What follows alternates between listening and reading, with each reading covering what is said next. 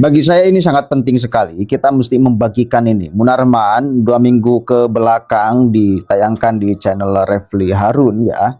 Dia sedang diwawancarai dan dia mengatakan tujuan FPI. Lalu yang lebih menarik lagi, dia berbicara tentang dokumen rahasia AS.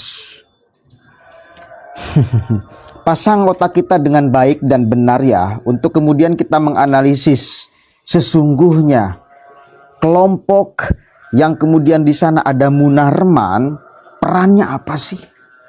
Kan biasa mereka itu maling teriak maling, lempar sembunyi tangan. Padahal dia yang melemparkan, tangannya disembunyikan.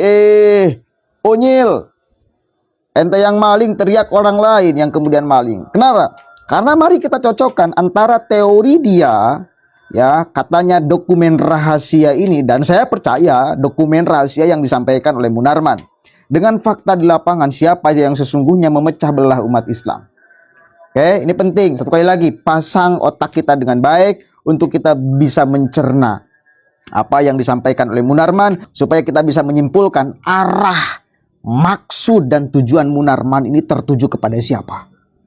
Gitu ya.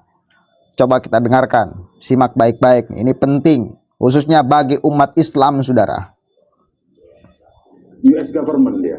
Jadi banyak sekali kebijakan-kebijakan pemerintah Amerika Serikat itu berdasarkan konsultasi dari dibuatkan dokumen arah kebijakan itu oleh Rand Corporation ini. Oke. Nah, jadi saya misalnya ambil contoh dokumen tentang Rand Corporation itu Civil Democratic Islam, kemudian Building Moderate Muslim, ya.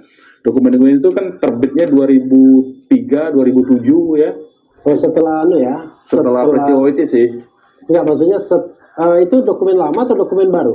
Dokumennya terbitnya 2003, ada yang 2003, ada yang 2007, ada yang 2008, dia kan terbit terus tuh. Dan itu kajian tahun itu juga? Kajian tahun itu juga.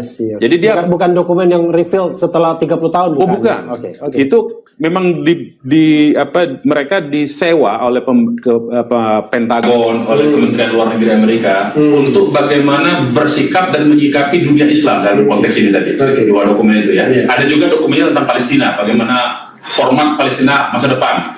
Kita sudah tahu sebetulnya apa yang dikatakan oleh Trump sekarang, misalnya pindah ibu kota ke Yerusalem, itu sudah ada di dokumen itu. Jadi artinya itu mereka memang betul-betul melaksanakan itu kan. Nah, saya banyak mencoba itu juga Habib Rizik. Bagaimana strategi dari dunia barat lah kita katakan begitu ya, terhadap dunia Islam, memecah-mecah dunia Islam menjadi 4 kelompok, misalnya kelompok fundamentalis yang harus dimusuhi habis-habisan, harus dikerdilkan, kelompok tradisionalis yang digadang-gadang tapi digunakan bukan untuk bukan untuk diangkat sesungguhnya, tapi digadang-gadang untuk menghantam kelompok yang mereka sebut sebagai fundamentalis. Itu ada dalam dokumen itu. Kemudian kelompok modernis yang digadang-gadang untuk nanti jadi pemimpin di dalam setiap negeri-negeri Muslim. Kemudian ada kelompok sekularis yang patut Muslim tapi sekuler, tapi ini pun tetap diwaspadai menurut dokumen. Jadi saya banyak memberikan itu juga kepada Habib Rizik kan. Ini dokumen-dokumen dari orang-orang Barat, saya bilang terhadap dunia. Jadi bukan cuma Indonesia, itu berlaku di seluruh dunia Islam, baik di Timur Tengah maupun ini. Dan itu masalah pokoknya itu kenapa saya artinya tadi itu istilahnya tersesat di dunia ini tadi. Saya lihat itu mendekati kebenaran.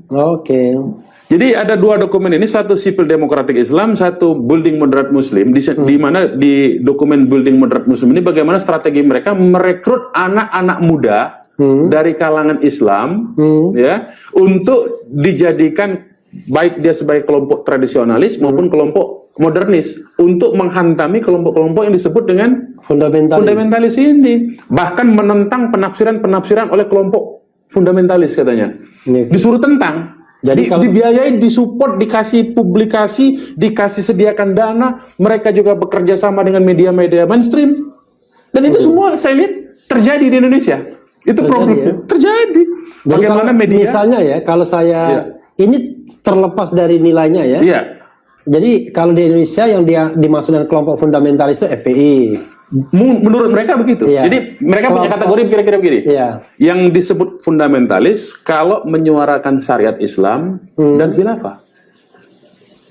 Itu fundamentalis. Itu fundamental bagi mereka.